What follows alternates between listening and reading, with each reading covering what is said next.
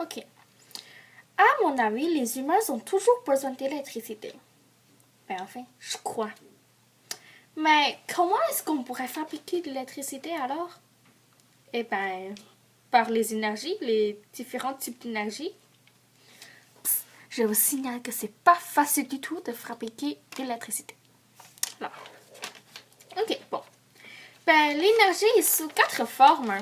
Lumineuse, chimique, thermique et aussi mécanique, bien sûr. Mais il y a aussi différents types d'énergie. Énergie solaire, comme tout le monde le sait, énergie nucléaire et beaucoup d'autres. Mais en tout cas, je ne vais pas vous les nommer un à un là. Je suis sûre que vous ne comprenez pas du tout ce que je viens de dire là. Mais c'est pas grave, ne vous inquiétez pas, parce qu'on va vous expliquer dans quelques secondes. Alors, bonne chance! Tout le monde est ici, Lucie-Zan. Aujourd'hui, on va vous parler sur les différents types d'énergie pour fabriquer de l'électricité. Ici, on a 4 façons pour fabriquer l'énergie. Ce sont énergie solaire, énergie nucléaire, énergie des vagues et énergie géothermique. Énergie solaire qui est très utile. On peut voir plein de panneaux solaires dans la ville, donc c'est une énergie qu'on utilise beaucoup. Énergie nucléaire est une matière de créer de l'électricité avec des atomes. Et énergie des vagues, on utilise des vagues pour fabriquer de l'électricité. Ça a l'air intéressant, on va vous expliquer dans quelques minutes. Et finalement, l'énergie géothermique, c'est une façon qui par rapport avec la Terre pour fabriquer de l'énergie. Ici, on a aussi nos 4 donateurs. Châteauchou, énergie solaire. Evelyne Valling, énergie nucléaire. Alexandre Delaurier, et moi j'ai fait l'énergie géothermique. Wolf Antonin Diachkov, j'ai fait l'énergie des vagues. Solaire est l'énergie transportée par les rayons du soleil. Elle représente une forme d'énergie lumineuse. Les humains utilisent l'énergie solaire pour se chauffer et pour produire de l'énergie électrique. Les végétaux utilisent l'énergie solaire pour faire de photosynthèse. Le cycle de l'eau dépend également de cette forme d'énergie. L'énergie nucléaire est l'énergie qui provient des atomes.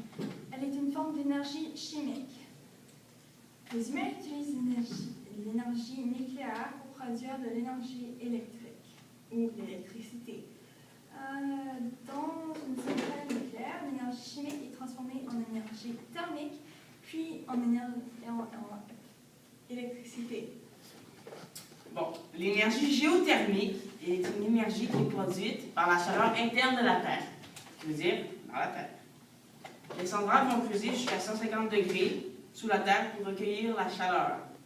Les humains se servent de cette énergie pour se chauffer, principalement. Alors, l'énergie des vagues. Mais l'énergie des vagues, en fait, c'est qu'on se sert de la force de la vague pour créer une énergie, l'énergie électrique.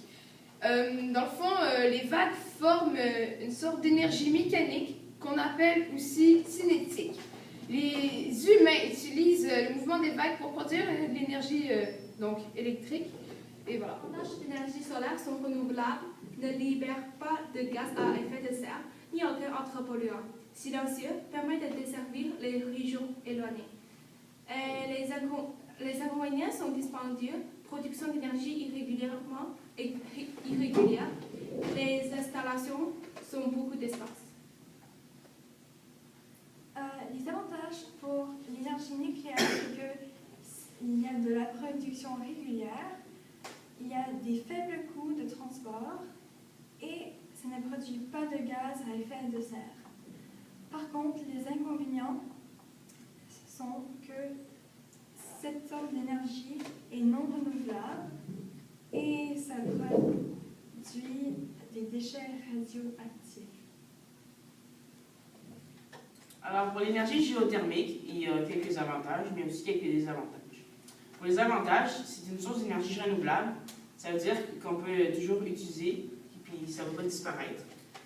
Ça ne libère pas de gaz à effet de serre. Tu peux en produire sur place, où tu n'as pas besoin de te déplacer. Puis c'est une production quand même assez régulière. Tu peux en faire assez souvent. Les désavantages, c'est que ça coûte cher.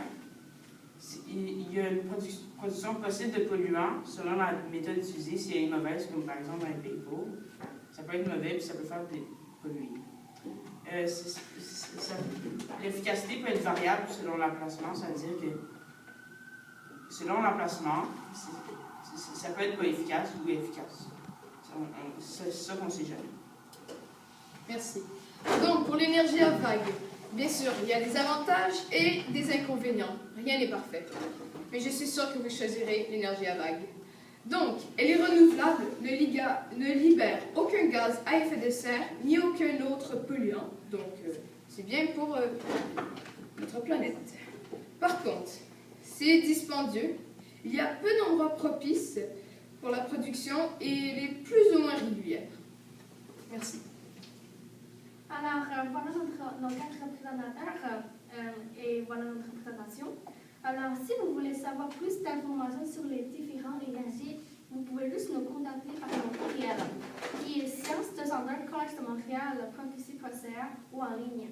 Ça nous fait plaisir de répondre à vos questions. Alors, merci et au revoir.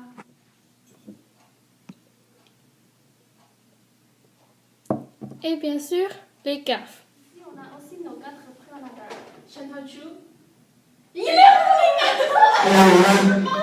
végétaux utilisent l'énergie solaire pour faire de Synthèse.